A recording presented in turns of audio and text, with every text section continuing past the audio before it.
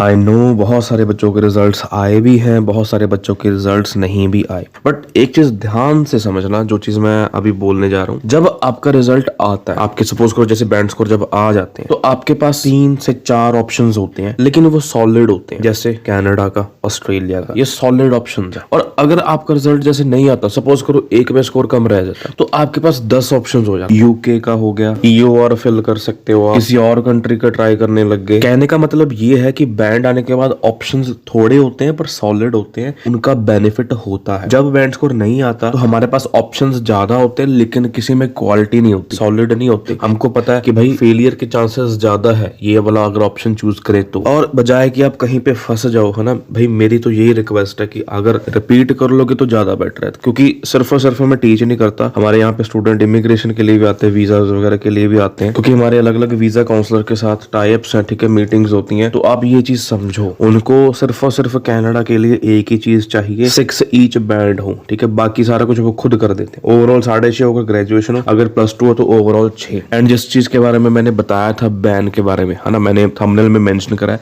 ये एक्चुअली होके हटा 2-3 स्टूडेंट्स के साथ रिसेंटली। इसमें क्या होता है, पैकेज सिस्टम करते हैं स्टूडेंट्स। पैकेज में क्या होता है, एजेंट्स फंड्स खुद शो करते हैं अपनी तरफ से, बट अगर सपोज करो अगर आपका नेम करण है, तो वो बैंक की वेबसाइट से करण के नाम की, क्योंकि करण कई नाम है, कई लोगों के नेम है, वही एफडी उठा लेते हैं, वही शो कर देते हैं। अगर तो चेकिंग नहीं होती तो इनका बेनिफिट हो जाता है, ठीक है, बहुत प्रॉफिट होता है इसमें। ज्यादातर की बात कर रहा हूँ मैं, ज्यादातर एजेंट्स की। और अगर कहीं पे चेकिंग हो जाती है तो बैन लग जाता है, ठीक है, फिर वो हटाना मुश्किल हो जाता है, क्योंकि हमको तो पहली बात है, हम रिसर्च नहीं करते, हमको तो पता भी नहीं एजेंट क्या क्या चीजें कर रहा है ना, हमारी प्रोफाइल के साथ। और अगर आप सोचो कि हाँ मैं बैन उठवा लूंगी, तो वो चीज पॉसिबल नहीं होती, क्योंकि हमको पता है भी कोई ऐसा डॉक्यूमेंट हमने शो करा है जो कि फेक था, जैसे एफडी आपके नेम पे लेकिन किसी और की है, और एजेंट आपको बताएगा भी नहीं है कि ऐसे ऐसे करके ऐसी चीज हुई, क्योंकि इसमें वो खुद फंस जाता है। तो मेरी रिक्वेस्ट यही है, प्रूवन मेथड, जेन्युइन वे, ऐसे आप बाहर जाओ। मैं नहीं चाहता कि कोई बच्चा कल को फंस जाए और फिर बाद में प्रोटेस्ट करे।